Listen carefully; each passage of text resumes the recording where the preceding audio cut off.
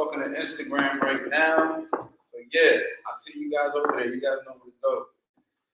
All right, what's going on? What's going on, guys? I got Fast Eddie Chambers in the building. Look, guys, make sure that we got enough space. Here we got Eddie got the gloves. I got the mitts. We're gonna answer your questions. We're gonna have Eddie demonstrate it. Okay, and you guys already know, man. Mid work is one of the best ways to demonstrate and learn boxing. It's literally like you're boxing somebody without getting hit. Yeah, like it's actually like it's going, and it's like you got a person in front of you, right? That's the reason why I'm coming out with $1 million mitts. If you guys know, $1 million mitts is gonna be the best mid work course ever created in history. And now I got Fast Eddie Chambers with me. I'm gonna teach you guys all of that. But yeah, man, today we want to go ahead and talk a little bit. You know what I mean, and help you guys with some stuff. I had a few people yesterday too, asking some questions. Let me go ahead and say what up to some of the people in here, though. What's going on, guys? Go ahead. I'm doing this just me and Eddie, guys. So you already know we got El Campo. Hell yeah, what's going on? We got Richard. What's going on, champ? How you doing? Yes, I've been waiting for $1 million mitts for over a year now. You already know what's going down, man. It's gonna be good. We got Duncan copywriting. What's going on, man? You copyright, bro? You think you can make me some sales with some of my emails? What's going on, man? We got Justin in the building. Did 12 3-minute rounds of 2-pound hand weights last night after my strength training uphill 2-mile walk. About to repeat my shadow boxing routine again. I see you, champ. We got Shredrick Jones in the building. What up, coach? What up, Eddie? What's going on? Justin Wines. Midwork used to be so therapeutic. It still is, baby boy. What's going on, man? Of course, you know what it is. We got JC. What's good, coach? What's good, my guy? Look, I'm down here reading these comments. Look, y'all make boxing so fun, man. We try to, man. We try to make boxing fun. We got Fast Eddie. Make sure you guys go ahead and drop those questions, okay? Before you drop the questions, though, okay, let me go ahead and drop this link for y'all. Okay, so for those of you guys who are excited about $1 million mitts, take 2 minutes out right now. Just fill this out, actually 2 seconds. Fill this out and get on the waiting list. Get on the waiting list for $1 million mitts, okay? And we're going to go ahead and start it, man. My man said, good question right here, Eddie, and I'll have you demonstrate it right here. Okay. Hold on. I don't know what the hell happened there. All right, he said, where do you look when you're boxing, Eddie?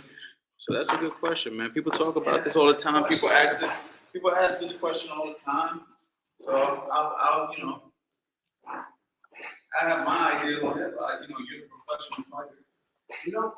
For me, because I'm such a counter puncher, I'm kind of looking, I guess, at the eyes, trying to see what they're planning. Even that, I'm really giving the target. I'm really trying to get them to see what they're looking at, what they're going to try. So I'm trying to give them something. So for me, I love the full counter. That's one of my favorite things to use.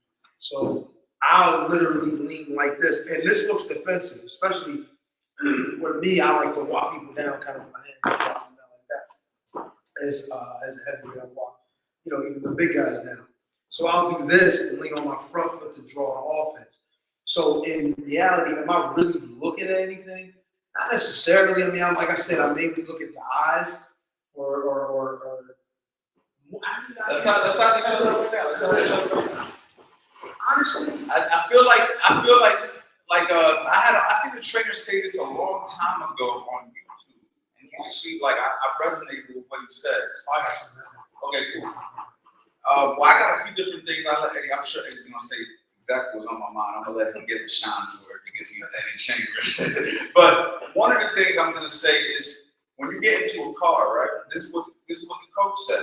I'm taking the words out of his mouth, pause, right? So this is what the coach said, and I agree with him. When you get into a car, you're not looking at the car directly in front of you. You're kind of looking at the car in front of you. You're looking at the car in this lane. You're looking at the car in this lane. You're looking at the rearview mirror. You're kind of looking at everything.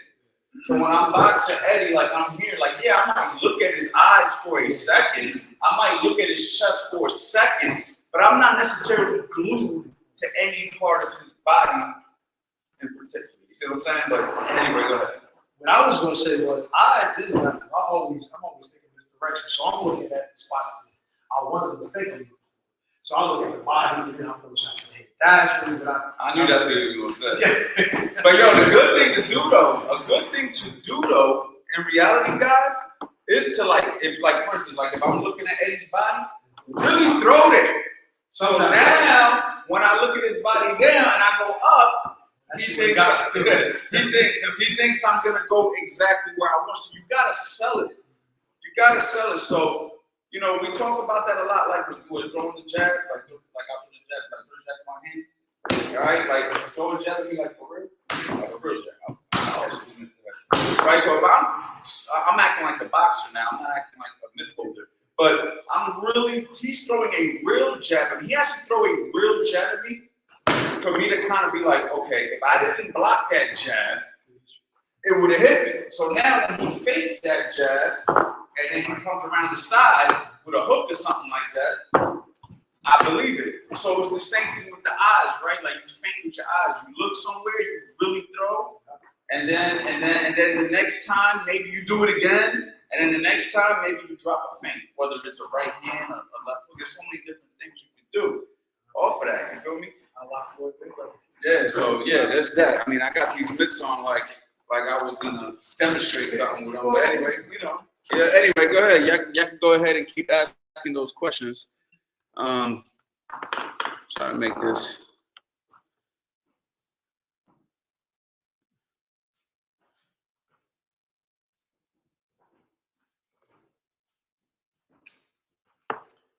I'm over here just looking at you guys. Questions real quick, guys. If you guys have any questions, go ahead and ask. Okay, this is a good one here, Eddie. Coach, can you demonstrate how to throw a proper lead hook in southpaw? Okay. Oh, southpaw. Well, you're in luck because Eddie likes to box southpaw. So we'll go ahead. Wait, he said southpaw? Yeah, left hook, a right hook from a southpaw. You're asking for a lead hook as a southpaw. Yes, that would be your right hook. All right, so there's two different ways I like to teach it. But if somebody who's like Eddie, who's real fast twitch, he can release that hook literally from right there, right? So he can be right here. You see that? You see how he's just like, slow? He's just letting it go. Right there. There's no telegraphing. It's just a simple, I always talked about in the past, like a hand drop. See what I'm doing right here? A hand drop turn, right? But if you do it quick, you don't see the drop because when I drop and throw, that's how it opens, right? But when you do it quick, it's wow, wow. There's also another thing called stir the pot. You're stirring a big pot of soup, and then when you get here, boom. But when you notice when I'm here, it's boom. So it's the same thing from southpaw, right? So he just does it from southpaw.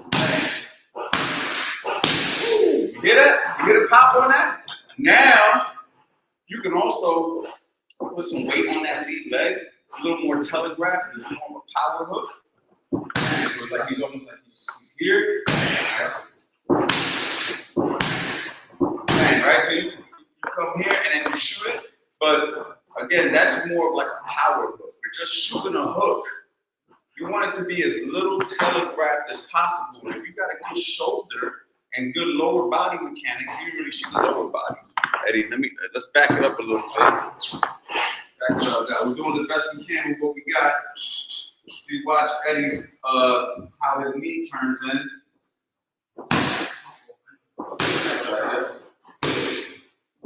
I'll tell you what I'll do. I'll take this question off, Eddie, and face the camera. Yeah, so you can see it. We're gonna go ahead. You see what we do for you guys, man? We go the extra mile, man. We go the extra. Hey, we go the extra mile. Go ahead, Eddie. So, and let's talk about that pivot and non-pivot. Because that's why I have this thing where you either pivot your foot, like the foot back up, the foot turns, or you don't turn it. We'll go ahead and tell your thoughts on that from your perspective, and just demonstrate real quick. Let's throw the hook, yeah, let's throw the hook like you normally would. So you notice Eddie's foot It does a little pivot. I think a lot of people have this indication of like, should you pivot or should you not pivot? I think it's tomatoes at that point if you pivot. Because I had a debate with a guy. He said you should never pivot the foot. And he said you can't find a professional fighter that actually pivots the foot in a real fight. But then I went ahead and found the Nonito Donaire fight. Big shout out to Nonito Donaire because I got a chance to be with him in Vegas earlier this, like literally the Canelo fight week. And there's an actual video of him pivoting, a hard pivot, and knocking the dude clean out with a left hook. So then I sent that video over to him. I said, so what do you mean you can't pivot? So then he was like, oh, that's your, I forgot what he was. Yeah, he was like, that's your shot. Yeah, like it doesn't happen, but I think it's a good training tool. I think it's good to pivot as a way to learn how to rotate. I think that though, if you do too hard of a pivot, you will be off balance if you miss the hook. What's your thoughts? That's 100% true. It's slower in certain instances. Like it's like even when like you was throwing a straight right hand or whatever, if you try to pivot, it just takes more time. I don't know. It's just, I mean, you can throw it faster, I guess. And if it's a counter shot, you're kind of sitting on it. You got to sit after yesterday, I don't think there's anything you can say. After what he said yesterday, if y'all didn't hear what he said yesterday, I'm not even going to say it again. Just go to yesterday's live stream and you'll see what I'm talking about. But go ahead, y'all. I ain't saying that shit. Go ahead. No, but to me, it's just a little bit of a longer process. You know what I mean? As opposed to maybe like even like with a gazelle, it's just pushes right into it, or a regular hook without even pivoting, just boom, it's quicker. You know what I'm saying? But you turn, see the process takes a little bit longer. So that's the only thing about the turn. Like you can't throw combinations turning like that. Pivoting your feet. It just, I mean, you can, but it's gonna be slow. It ain't gonna be a combination anymore. Right. You gotta have the rhythm, pop, pop, pop, in order to throw a combination. Right. Or even to throw an explosive, quick shot. Boom! And you know another good way if you decide to use the pivot, save it for the last shot. Now for example, back up 1, 2, 3. Back up 6 feet. The 1, 2, 3. Normally, you see I throw a 1, 2, 3 in a combination. Pop, pop, pop. But even there, you see at the end, see that little pivot. So, boom, boom, boom. You can. Now notice the foot. He does the pivot. He just doesn't over pivot. That's the key, y'all. Don't over pivot. Don't be like, this foot shouldn't be like way up here. And another reason why we say save it for the last shot. Imagine if you throw a right hand left hook or left hook right hand depending on your southpaw, and I go like this. Look how I look crazy, right? So I can't be like full pivot, right? It's gotta be boom, boom, boom. Right. And even there, look, when I do that pivot, it's like anything. It's not an extreme pivot, it's controlled pivot. So, so I think you should pivot. It just shouldn't be an exaggerated pivot. And if you don't pivot, as long as you're getting everything involved. You see how, look, I didn't pivot, but the hip, the knee, everything rotated in, especially on a body shot, boom or boom, you're still getting the turn, the rotation that you need when you're throwing that shot. So a lot of old school guys, they like to, I'm talking about guys in Pittsburgh, I know a couple guys, an older guy that was a trainer, Bobby, would always say, and it was we kind of laughed at it a little bit, but we would pivot even with uppercuts like this. Yeah. I'm like, it just does not work. It don't make it. It's too slow. Hope that answers your question. Hope that answers your question, champ.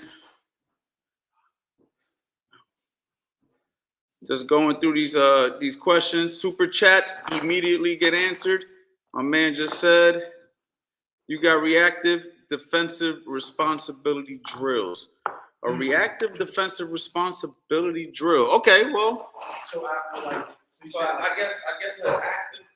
Well, guess what? Look, this is how simple it is. An active defensive responsibility drill. Let's just say Eddie throws the 1-2, and when he throws it, I roll, right? Like, this is basic. It looks so basic when you see this on the internet, but go ahead. Right? So look, the goal is to right hand. Look where I throw the hook though. Right? So he literally has to get under it, right? So now we drill it. Go ahead. 1, 2. Good. 1, 2. So there you go. So I'll make sure that he's constantly doing that. A lot of guys, like we had this conversation the other day in the gym, and I'm gonna share it with you guys right now. We talk about, do you always want to roll after a right hand? And the answer is not necessarily. However, when you're in training, it's good to do it when you finish with a right hand. And the reason is, in a real situation, obviously, let's just say he hits me with a 1-2, right? And let's just say I don't throw that hook. Let's say he does the 1-2, go ahead, straight. And I'm back up. If he rolls, he may miss the follow-up. Right? So go ahead, throw the 1-2 and roll. He just missed the follow-up. Now he's got to come get me, right? So now you may say, well then, why would you drill a guy, to roll all the time, right? But this is the thing. This is the thing, bro. Like, yo. Anyway, this is the thing. So when you throw the 1-2 and I roll him, right?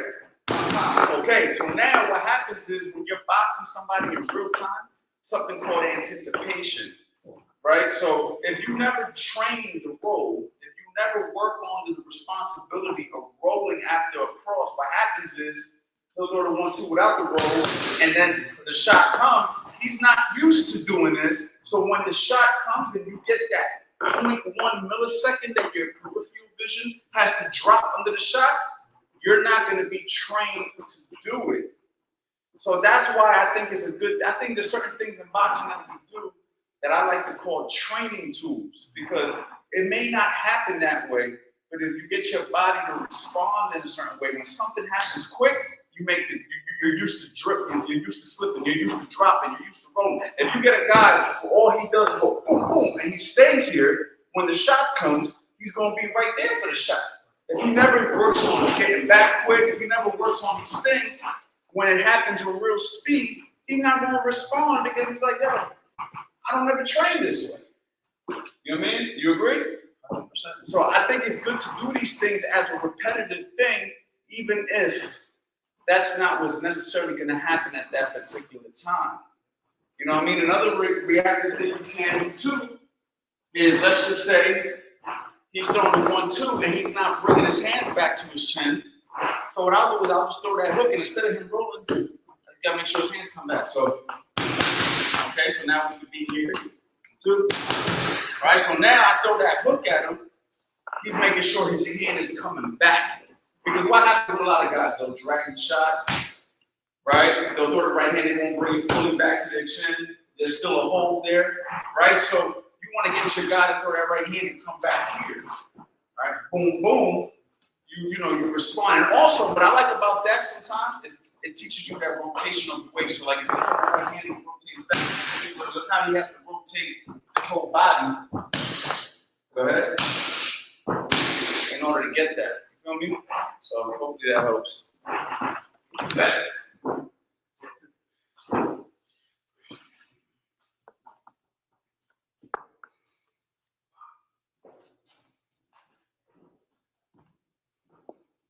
He said it did. Thank you, Coach. Okay, this is a good question, Eddie. I'll let you answer this. You fought all the big punches. Can you explain why punches are born not made? Can normal people develop knockout power given they were not born a power puncher? I'll let you talk and then I'll go. Well, I think it's like a guy like a wild, or let's just look at it. All right, you bring another sport in this. It's like Nate Robinson, right? Nate Robinson is 5'9", but he got like a 45-inch vertical. Something you can't train. I mean, something you can't train is that natural ability to be able to jump. But you can train other people to be explosive like that. They're not going to be as explosive as he is, but you can still train the proper movements. It's the same thing in boxing. You can train. It's like if it was just boxers are born punchers and not made. To a degree, that is true. But if you come into the gym and you could be a puncher, like in the street, knocking people out, when you come in the gym, your punches feel like that because you're not throwing them right. So it is a good bit of technique that turns you into the puncher that you could be. Now, to maximize it or to be that Deontay Wilder, Mike Tyson, or what's my guy's name? Ernie Shavers type of puncher, or George Foreman type of puncher.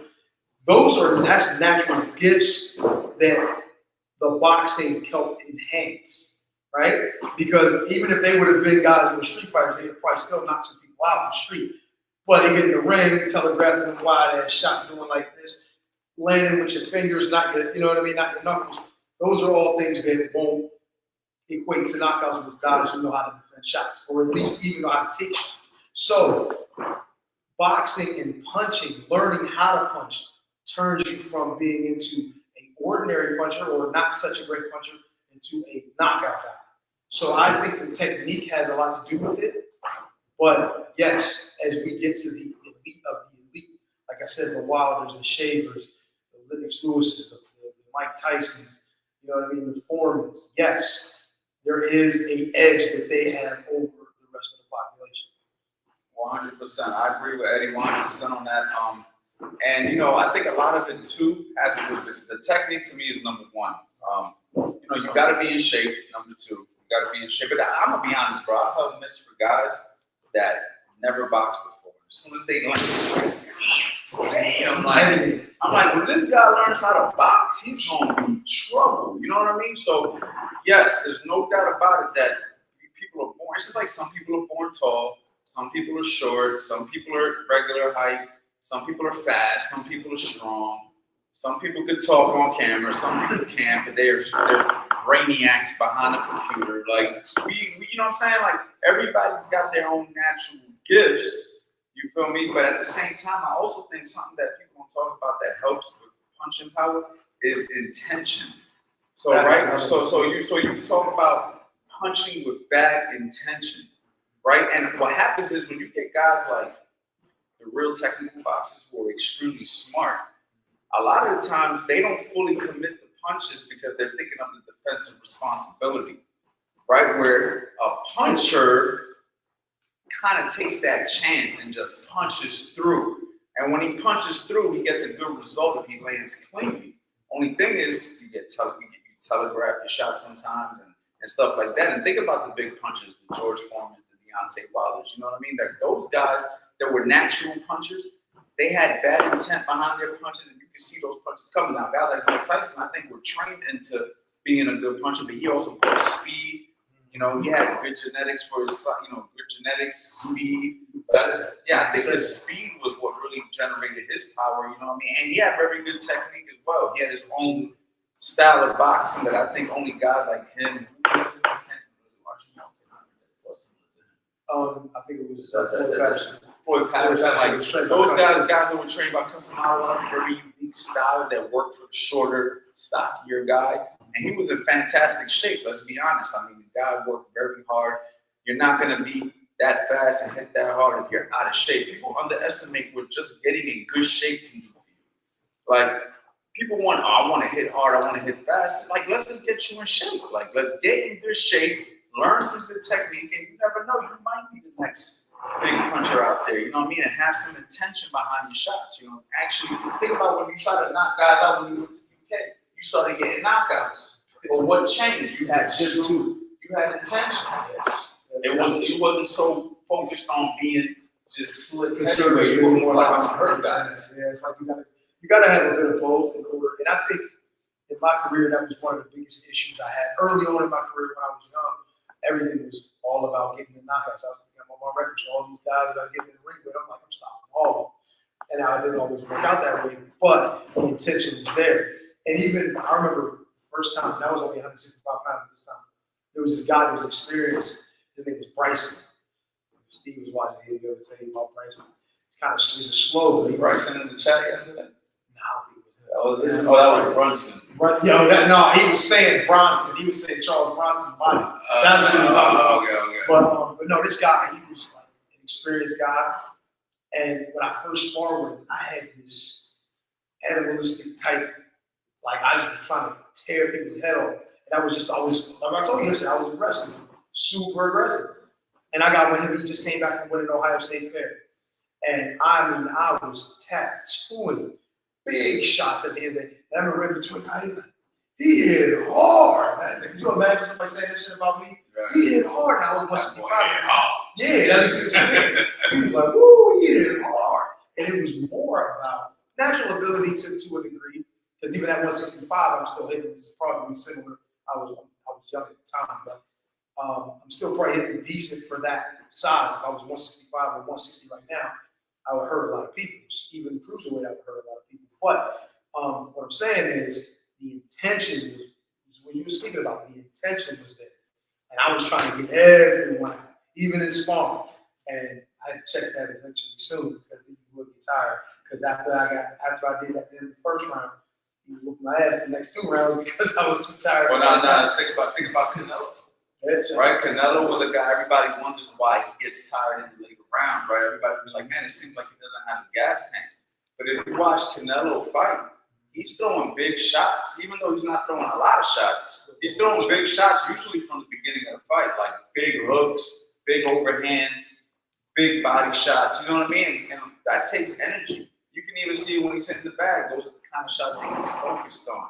Where when you have other guys that are focused more on just picking good shots and stuff, they're able to just conserve a little bit better. So, yeah, intention also. Yep.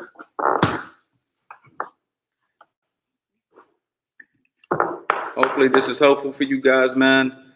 As you can see what we're doing, no days off November, guys. We're here to provide as much value as we can every day for the month of November. All right, 1 second here.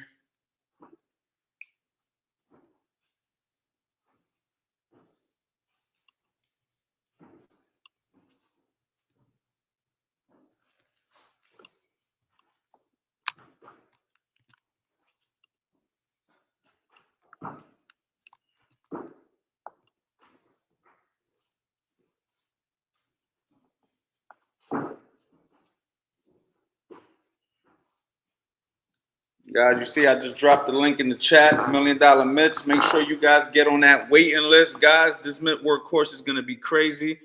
You guys are definitely going to love it. It's 23 hours. I'm coming through for some more of you questions, guys. Give me 1 second here.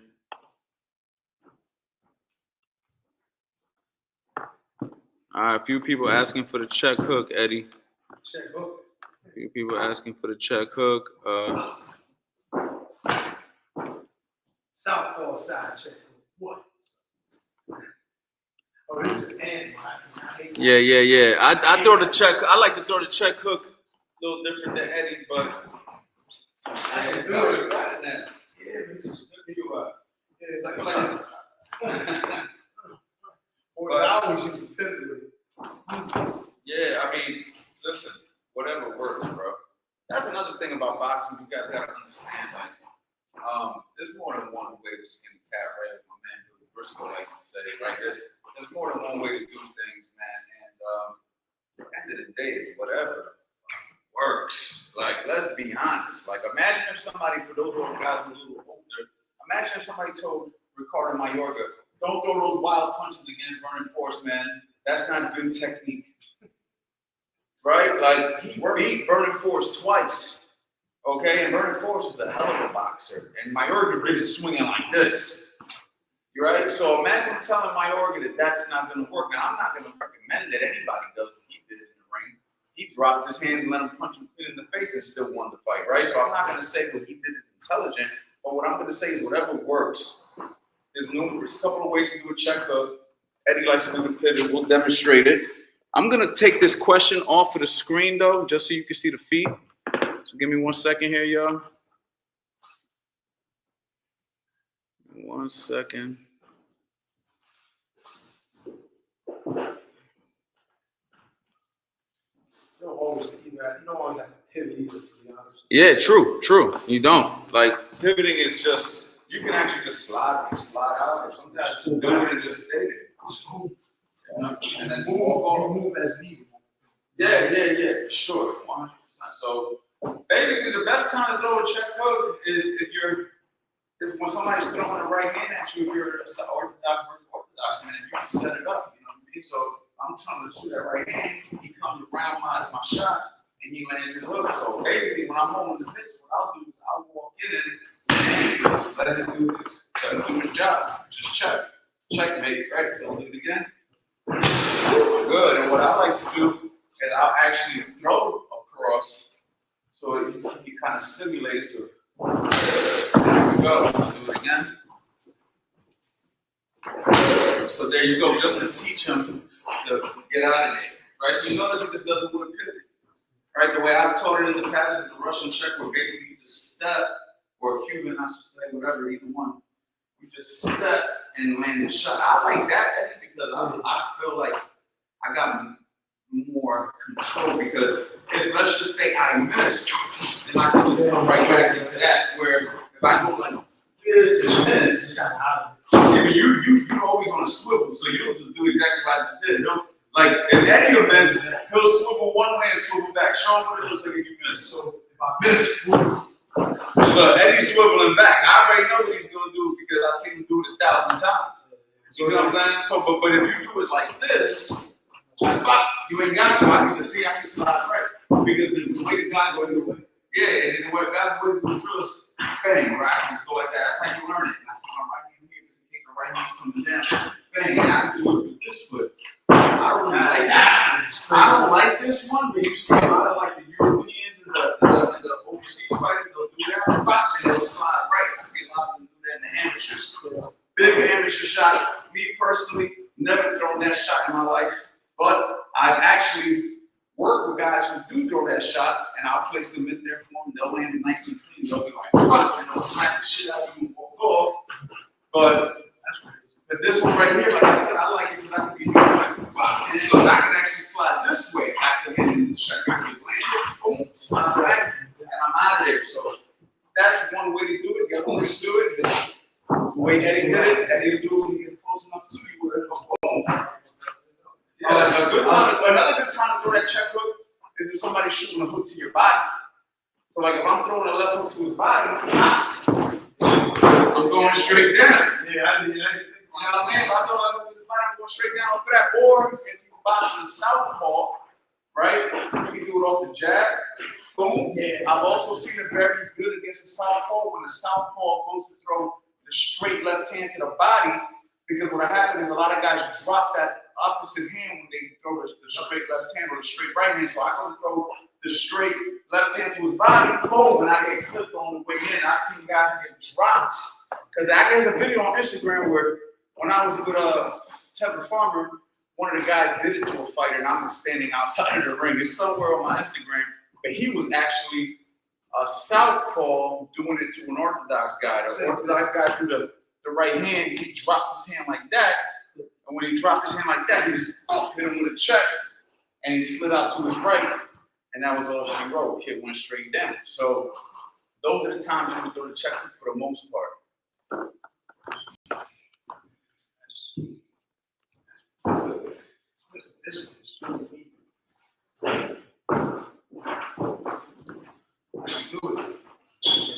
We got Abo Pizza with the super chat. Thank you for the super chat, guys.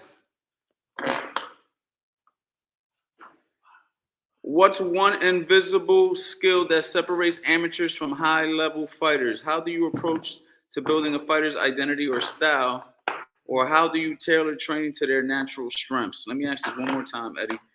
What is one invisible skill that separates amateurs from high-level fighters? How do you approach?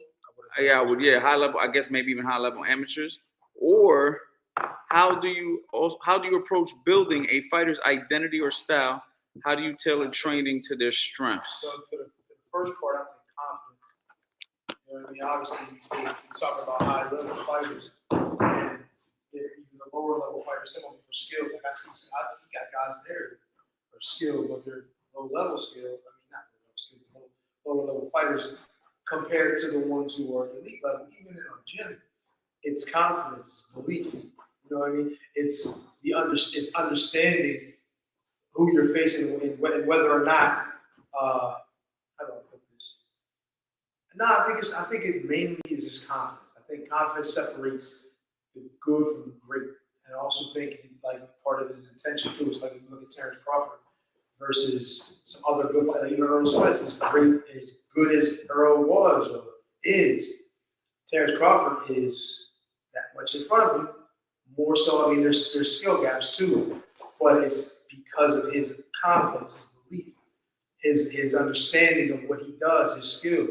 You know what I mean? All of these things separate. I think the confidence is the main thing that separates.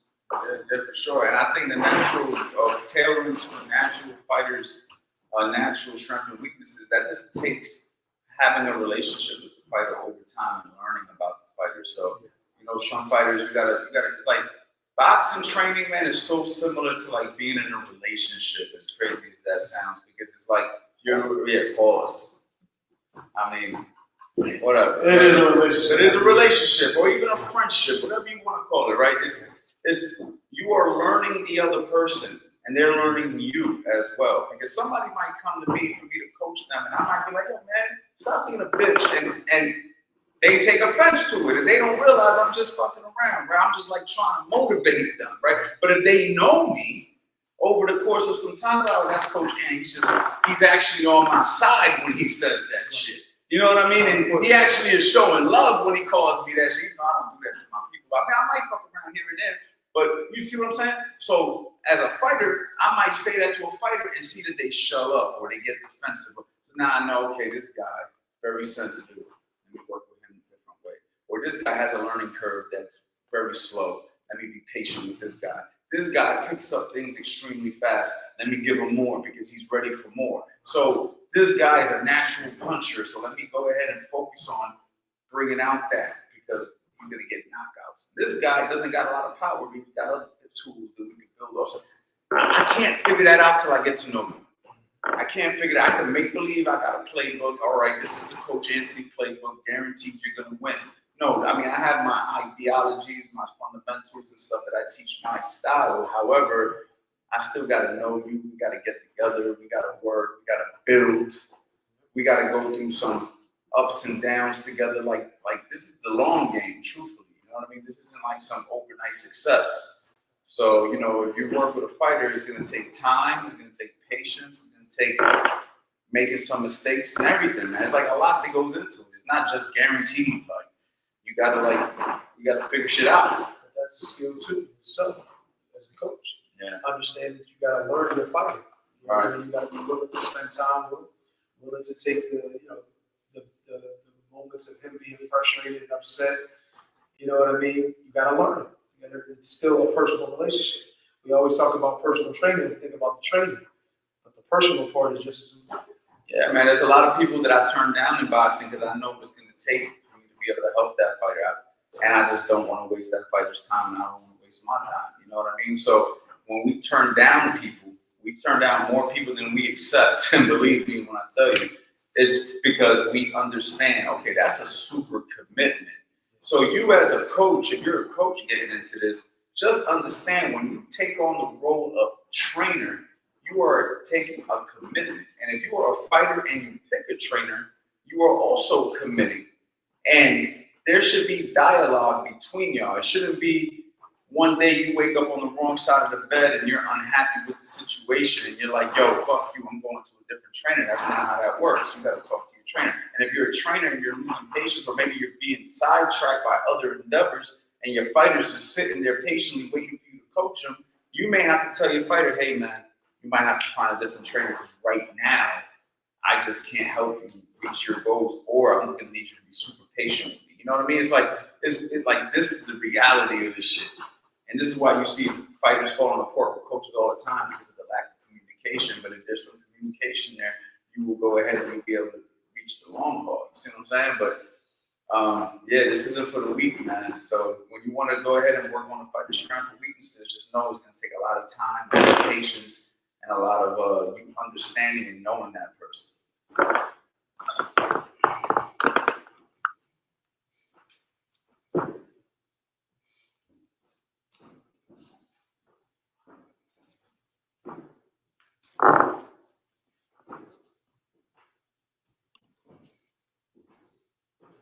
I hope that was helpful too, by the way, Apple Pizza. If it was, man, please let me know.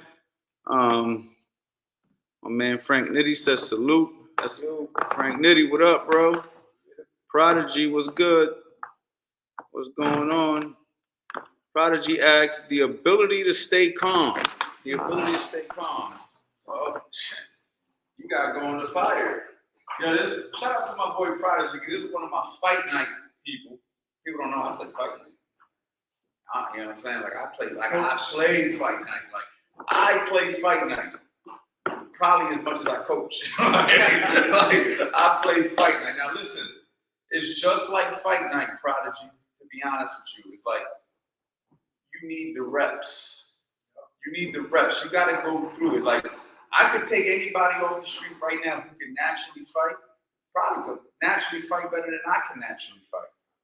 And chances are I'm gonna whoop their ass in a boxing ring because I put in the reps over the years. So I'm gonna remain calm when I get hit. Where another guy gets hit and they just start swinging for the fences, I'm gonna be like, oh, that was a cute shot. That was good. Hands might come up a little higher, you know, and then I make my decisions based off of that. I mean, I've seen Eddie come off the street and spar top 10 heavyweights that got fights coming up, and he didn't even freaking train, and he's in there. You can't tell who's got the fight coming up. So you're talking about a guy with almost 50 professional fights, and has fought for the heavyweight championship of the world. So how do you remain calm? It's called putting in the work. We can't give you a manual on how to stay calm. You could read up on it all you want. You could study it all you want, but you got to go through that shit yourself.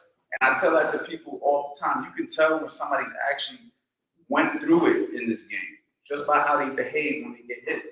As soon as they get hit and you see them behave a certain way, you're like, okay, this guy knows what he's doing. He's a professional. Even if he's not getting the best of the situation, you can tell, like, okay, if this guy starts training regularly again, he's going to be a problem. Like, so it's just called experience, man. Yeah, honestly, I had other pros even looking at me. How is he so relaxed in the ring? And it's repetition. I used to spar twice a day. I used to be in the gym every day, all day. And it's just reps, man. You got to get practice. You got to be in the gym. You got to make it second nature to you. Yes. All right, we got another question. Do I ease off while doing min work or go all out? Do you mean as the fighter? Do you mean ease off? What do you exactly mean, champ? I think it's like, because you know, on the mids, remember when I used to hit the mids and I was throwing them shits like, I was trying to put too much power in every single shot. And he was like, yo, you got to hit the mids back every punch. I mean, when I first came back from the UK. Oh, yeah. Trying to tee off. And, you know, it's like, Yeah, like, look, we'll give you a quick rendition, right? So let's just say the goal is for him to sit down on the left foot to the body. Like I said, punch and jab. Jab. Right hand roll. Jab. Good. So now when he sits down on that body shot, that's going to be the shot that he sits down on. But when you're popping your jab, it's like pop, pop. You know what I mean? Pop, pop. You know what I mean? Everything don't gotta be like rah, rah, like you were just saying, because that's how you gas yourself out. That's how you telegraph your punches. Like, you don't want to do that. You don't want to telegraph and gas yourself out. An experienced fighter's going to pick you apart. Going right back to our previous question, where how do you stay relaxed? Experienced fighter's going to stay relaxed when you're throwing all them hard shots. He's going to block them. He's going to slide in. He's going to tie you up. He's going to turn you. He's going to let you gas out, and then he's going to beat the shit out of you.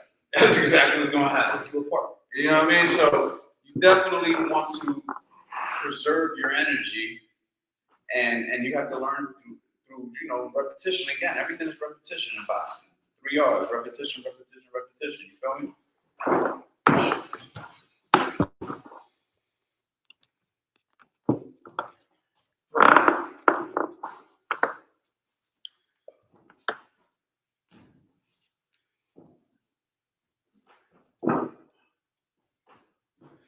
Fast Eddie, why did you retire?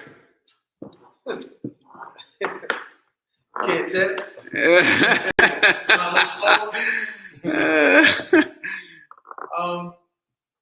I mean, I haven't officially done it yet, but I mean, I'll get around to it. But the real reason, I guess, is Fun fact. Eddie Chambers fought last year. fact. well, a year off, 23. Oh, that was 20. Beginning of 23. Damn, it's been 2 years already? Yo, time fucking flies, bro. Bro, this is why we can't waste time. 2 years went that fucking quick? Yes. Bro, this is why we can't waste time. Guys, shameless plug for my free WTF tracker. I hope y'all tracking, okay? I'm gonna put the link in the description right here as well, because that's a perfect example, Eddie, why you can't waste fucking time, bro. Let me go ahead and put this in here, guys. You guys can go ahead and download this. It's absolutely free, okay? And just so you know,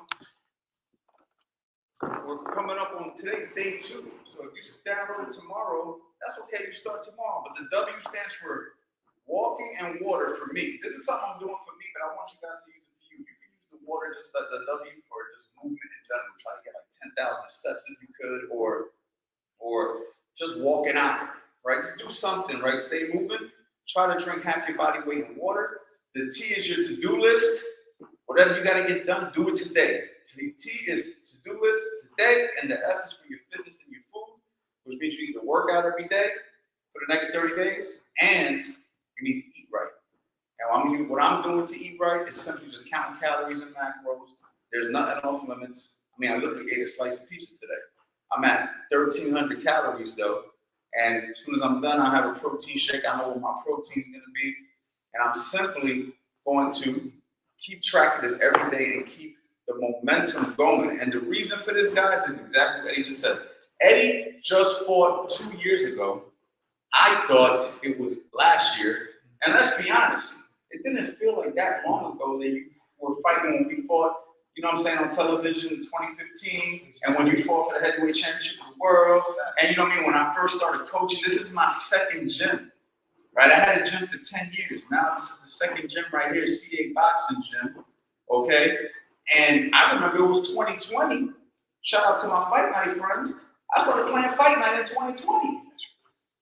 It's 2025, we going on 2026. I remember it like yesterday when COVID hit, and I was like, yo, I ain't got shit to do. I just closed my gym down. I might as well pick up a habit. And I started playing Fight Night. Right? And I just started, and now it's like ingrained in my DNA, probably the biggest mistake I ever made in my damn life. But at the end of the day, but it's like, it just shows you that time really flies. So it's what you do with the time that matters, guys. You know what I mean? So I know this is a boxing channel, but I also like to help, you know, try to motivate people to, let's not forget that we got life to live and we got things to handle. You know what I mean? So let's try to handle our business while we're chilling and doing whatever, but we still got to do this. We got to get in shape. All right, for anybody sitting there watching this right now, if you're out of shape, bro, listen, 2 years goes quick. You can get in shape in 2 years. I'd rather you start today and it takes you 2 years to get in shape than you wait another 2 years to get started and now the doctor tells you some crazy shit because you've been bullshitting with your fitness and your nutrition. You know what I mean? So let this be a real heart-to-heart I'm having with whoever's out of shape, who's having some real issues right now. You know what I mean? That you lock in. We can lock in now. Right, January 1st is in 2 months. Why wait till January 1st, bro? Let's get a momentum. I'm rocking out with y'all for the next 30 days, every single day, Eddie. We're giving y'all a free game. Okay, so we here to help. This is the way I like to give back to the people who've been following me, who've been supporting me. You know what I mean? For the last, 10 years that I've had a YouTube channel. You know what I'm saying? So this is the way I like to give back, man. So on that note, y'all, we're gonna end this because we got 30 more days. Oh, actually, now it's like 26 more days. All right. And if this was really helpful, man, share this with somebody. And also, if you can, do me a favor, go in the comments, like when I end the stream, and you go to like the YouTube, go in the comments and just give me some ideas of what you guys would like to see this month. Like, you know, what kind of stuff do you want to learn? Maybe there's some question or something I didn't answer today. Just go ahead, fill up those comments. Let me know. I'm going to read through them all because that's how I'm going to get more ideas of how I can help you guys on your boxing journey and your life journey at the end of the day. All right, man. So I hope you guys enjoyed today, man. I appreciate y'all. You already know, boxing.